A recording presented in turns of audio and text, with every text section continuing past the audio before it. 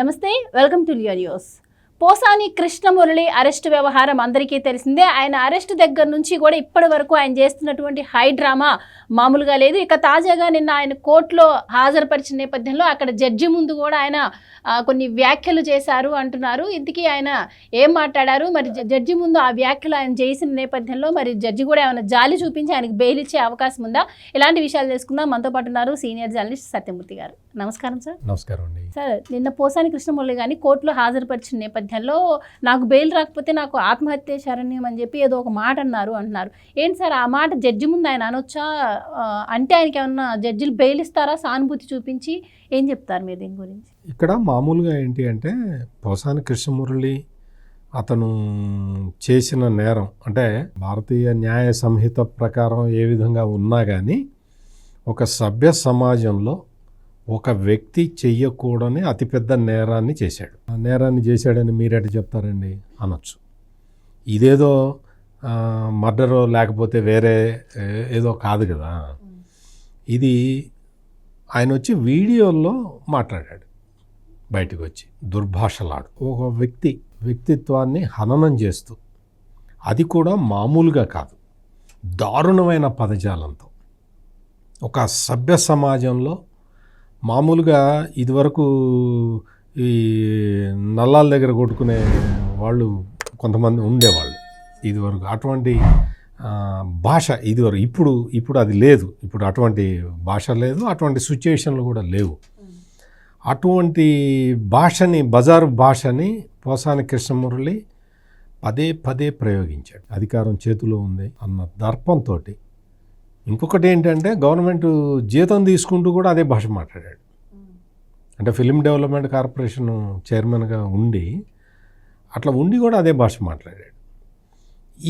ఇది అంతా ఏంటి అంటే మామూలుగా ఎవరైనా ఒక మగవాడు ఉన్నాడు అనుకోండి, అతను ఏదన్నా పని చేయటానికి బయటికి వెళ్ళినప్పుడు అతని భార్య ఇంట్లో ఏం చేస్తుంది అని ఎవడన్నా మాట్లాడతాడు, సంస్కారం ఉన్నవాడు ఎవడైనా మాట్లాడతాడు. అటువంటిది పోసాని కృష్ణమురళి ఆ భార్య డ్రైవర్లతోటి వెళ్తుంది, అట్లా ఇటువంటి అసహ్యకరమైన, అతి జుగుప్సాకరమైనవి, అసలు సభ్య సమాజంలో మాట్లాడుకోలేని విషయాలు. అసలు అటువంటి ఆరోపణ ఒక మహిళ మీద చెయ్యటం అంటే అంతకన్నా నీచమైన వ్యవహారం ఇంకొకటి లేదు. అటువంటి నీచమైన, అతి నికృష్టమైన, అతి దరిద్రమైన వ్యాఖ్యల్ని ఈ పోసాని కృష్ణమురళి సజ్జల రామకృష్ణారెడ్డి స్క్రిప్ట్ ఇస్తే ఆ స్క్రిప్ట్ని పెట్టి మైకుల ముందర చదివాడు. ఇతను స్క్రిప్టు సజ్జల రామకృష్ణారెడ్డి ఇచ్చాడా, గజ్జల భార్గవరెడ్డి ఇచ్చాడా మనకు సంబంధం లేదు. చదివింది మాత్రం పోసాని కృష్ణమురళి. మైకుల ముందర కూర్చొని అత్యంత నీచమైన, హేయమైన పదజాలంతో పవన్ కళ్యాణ్ని, చంద్రబాబు నాయుడిని, లోకేష్ని, ఎవరు అడ్డం వస్తే వాళ్ళని అతి హీనమైన భాషలో వాళ్ళ వ్యక్తిత్వాన్ని హననం చేస్తూ మాట్లాడటమే కాకుండా ఇంట్లో ఆడవాళ్ళు సిగ్గుపడే విధంగా. ఇప్పుడు నేను ఇందాక చెప్పిన సిచ్యుయేషను, మరి పోసాని కృష్ణమురళి కూడా షూటింగ్లకి బయటికి వెళ్తుంటాడు కదా. మరి అట్లా షూటింగ్లకి బయటికి వెళ్ళినప్పుడు అతని గురించి, అతని ఇంట్లో పరిస్థితిని ఎవరైనా ఆ విధంగా వర్ణిస్తే మరి పోసాని కృష్ణమురళి తట్టుకోగలుగుతాడా? ఆయన భార్య ఓకే పర్లేదండి అట్లా అంటుంటారు అని సర్దుకోగలుగుతుందా? అంటే ఇంత అతి నీచమైన సభ్య సమాజంలో అసలు మామూలు మనిషి అనేవాడెవడు కూడా అట్లా ప్రవర్తించరు. అటువంటి కామెంట్లు చేసిన వ్యక్తి మొత్తం జగన్మోహన్ రెడ్డి ముఖ్యమంత్రిగా ఉన్న మొత్తం 5 సంవత్సరాలు సేఫ్గా ఉన్నాడు. హైదరాబాద్లో మైహం భూజాలో సర్వ సుఖాలు అనుభవిస్తూ దాదాపు 150-200 కోట్ల రూపాయల ఆస్తులు సంపాదించుకొని సర్వ సుఖాలు అనుభవిస్తూ బయటికి వచ్చి ఫిలిం ఇండస్ట్రీలో, వాస్తవంగా పవన్ కళ్యాణ్ గురించి మీకు నాకే కాదు మొత్తం సొసైటీలో ఉన్న దాదాపుగా 98% మంది ప్రజలకు తెలుసు, పవన్ కళ్యాణ్ తన పారితోషికాన్ని కూడా పంచిపెడతాడు. తను తీసుకునే కష్టపడి సినిమా చేసి అతను సంపాదించుకునే పారితోషికాన్ని కూడా కౌలు రైతులకు ఇచ్చాడు. అంటే ఒక సందర్భం చెప్తూ ఉన్నా. ఇటువంటి సందర్భాలు కొన్ని వేలకు వేలు ఉంటాయి పవన్ కళ్యాణ్ దగ్గర. పవన్ కళ్యాణ్ది హెల్పింగ్ నేచర్.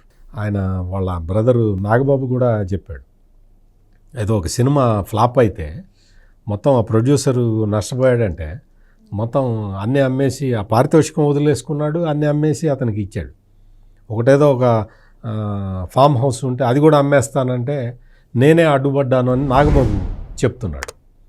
నేను అడ్డుపడి నువ్వు కావాలని కొనుక్కున్నావు, ఇదొక్కటి ఉంచుకో, మిగిలినవన్నీ ఇచ్చేసుకో అని చెప్పి అడ్డుపడి నేనే ఆపాను, పవన్ కళ్యాణ్ అన్నీ ఇచ్చేసి మనస్తత్వం ఉన్న వ్యక్తి అని చెప్పి నాగబాబు చెప్పడమే కాదు, మొత్తం సొసైటీలో అందరికీ తెలుసు.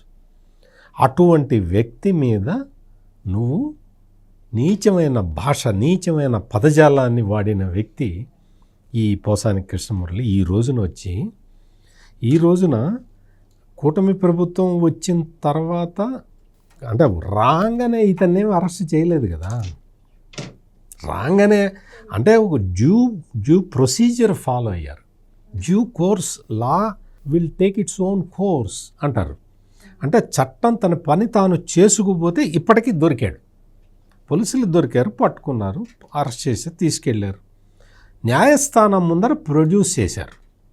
అంతేగాని జగన్మోహన్ రెడ్డి సమయంలో జగన్మోహన్ రెడ్డిని ఎవరైనా విమర్శిస్తే వాళ్ళని తీసుకెళ్ళి పోలీసులు హింసించి లాకప్లో పడేసి కొట్టినట్టు పోసాని కృష్ణమురళిని ఎవ్వరూ ట్రీట్ చేయలే. ఆ విషయాన్ని పోసాని కృష్ణమురళి కూడా చెప్పట్లేదు కదా. పోలీసులు నన్ను కొట్టారు, లాకప్లో పడేసి కొట్టారని చెప్పట్లేదు కదా. చెప్పలేడు. ఎందుకు లేడు? కొట్టలేదు కాబట్టి. ఇక్కడ చట్టం తన పని తాను చేసుకుపోతూ ఉంటే పోసాని కృష్ణమురళి వచ్చి నాకు రోగాలు ఉన్నాయి, నాకు స్టంట్ వేశారు, స్టంట్ వేసిన రఘురామకృష్ణరాజుని గుండెల మీద కూర్చొని కొట్టి ఆ వీడియోని జగన్మోహన్ రెడ్డికి చూపించిన రోజులు మనం చూసాం. అంటే దానికి దీన్ని కంపారిజన్ చేయటం కాదు, నా ఉద్దేశం కంపేర్ చేయటం కాదు. కానీ ఈ పోసాని కృష్ణమురళి చెప్తున్న మాటలు అంటే నాకు స్టంట్ వేశారు, నాకు అనారోగ్యం ఉంది, నన్ను అరెస్ట్ చేయకూడదు, నన్ను వదిలేయాలి అని ఇతను మాట్లాడే మాటల గురించి చెప్తున్నాను నేను. అట్లా మాట్లాడిన వ్యక్తి అంతటితోటి ఆగకుండా నన్ను పోలీసులు అక్రమంగా వేధిస్తున్నారు అని చెప్పాడు. పోలీసులు ఏం వేధిస్తున్నారు? కేసు పెట్టడం, వేధించడం ఎట్లా అవుతుంది? కేసు పెట్టడం అనేది పోలీసుల డ్యూటీలో భాగం కదా. కేసు పెట్టారు, పెట్టిన తర్వాత కోర్టులో ప్రొడ్యూస్ చేశారు. కోర్టులో ప్రొడ్యూస్ చేస్తే అక్కడున్న పరిస్థితుల్ని గమనించి రిమాండ్కి ఇవ్వాలా వద్దా అనేది నిర్ణయించేది న్యాయమూర్తి కదా. ఇప్పుడు పోసాని కృష్ణమురళి ఏమంటాడు? నాకు బెయిల్ ఇవ్వకపోతే నేను ఆత్మహత్య చేసుకుంటాను అని చెప్పాడు. పోసాని కృష్ణమురళి ఇచ్చిన ఈ స్టేట్మెంటు మీరు అడిగిన క్వశ్చన్లో ఉన్నట్టు అతని మీద సానుభూతి రాదు. సానుభూతి రావటం పక్కన పెట్టి ఇది జడ్జిని ఎమోషనల్ బ్లాక్మెయిల్ చేసిన నేరం కిందకు వస్తుంది. పోసాని కృష్ణమురళి న్యాయమూర్తిని ఎమోషనల్ బ్లాక్మెయిల్ చేశాడు అనేది ఆ నేరం కిందకు వస్తుంది. ఏ వ్యక్తి అయినా సరే, ఏ రూపంలో అయినా సరే న్యాయమూర్తిని ఇన్ఫ్లుయెన్స్ చేయకూడదు. అంటే నువ్వు డబ్బులు ఇచ్చో, బెదిరిచ్చో న్యాయమూర్తిని లొంగ తీసుకునే ప్రయత్నం చేస్తే ఎంత నేరమో, ఎమోషనల్ బ్లాక్మెయిల్ చేయటం కూడా అంతే నేరము. పోసాని కృష్ణమురళి తన అతి తెలివితేటలు ఉపయోగించి తను సినిమాల్లో మాటలు రాసినట్టుగా ఊహించుకుంటూ చాలా సినిమాలకి మాటలు రాశాడు, కథలు రాశాడు. ఆ కథలు, ఆ మాటలు ఊహించుకుంటూ జడ్జిని ఇట్లా ఈ విధంగా మనం బ్లాక్మెయిల్ చేయొచ్చు, అంటే జడ్జిని ఈ విధంగా ఎమోషనల్గా అతన్ని భావోద్వేగానికి గురి చేసి మనం బెయిల్ తెచ్చుకుందామన్న కుట్ర పన్నాడు. ఇది సినిమా కాదు పోసాని కృష్ణమురళి, ఇది న్యాయశాస్త్రం. నువ్వు మాట్లాడిన మాటలు జడ్జి కనుక కాగ్నిజెన్స్లోకి తీసుకుంటే నువ్వు ఎమోషనల్ బ్లాక్మెయిల్ చేస్తున్నావు అని చెప్పి జడ్జే కేసు పెట్టచ్చు. జడ్జి కేసు పెట్టడం అంటే చాలా సందర్భాల్లో మన న్యాయమూర్తులందరూ కూడా చాలా మంచి హృదయంతో ఉంటారు. వాళ్ళు కక్ష సాధించడం అటువంటిది భారతదేశంలో ఉన్న ఏ న్యాయమూర్తి చేయడు. ఏ స్థాయి న్యాయమూర్తి అయినా కానీ నేను న్యాయానికి ప్రతిరూపంగా ఉండాలి అని అనుకునే పుణ్యభూమి కాబట్టి మనది, న్యాయమూర్తి అటువంటి కేసులు పెట్టడు. కానీ జడ్జిలని బ్లాక్మెయిల్ చేసే మనస్తత్వం ఉన్నది అని కనీసం పోలీసులు పోసాని కృష్ణమురళి మీద కొత్త కేసు పెట్టాల్సిన అవసరం ఉన్నది. ఇది న్యాయశాస్త్రం చెబుతున్నది. జడ్జిని ఏ విధంగానూ ప్రభావితం చేయకూడదు అన్నది మన ప్రధాన న్యాయసూత్రము. మన ప్రధాన న్యాయసూత్రానికి వ్యతిరేకంగా ప్రవర్తించిన పోసాని కృష్ణమురళి మీద కంటెంప్ట్ ఆఫ్ కోర్టు కేసుని పోలీసులు పెట్టాలి. ఇది ఇంకో కొత్త కేసు అవుతుంది.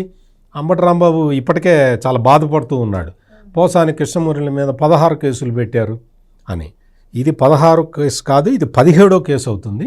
ఇది చాలా తీవ్రమైన కేసు. జడ్జీలని ఎమోషనల్ బ్లాక్మెయిల్కి గురి చేయటం అనేది అతి పెద్ద నేరము. అందుకని నా రిక్వెస్ట్ ఏంటంటే పోలీసులకి ఈ కేసు కూడా పెట్టాల్సిన అవసరం ఉంది.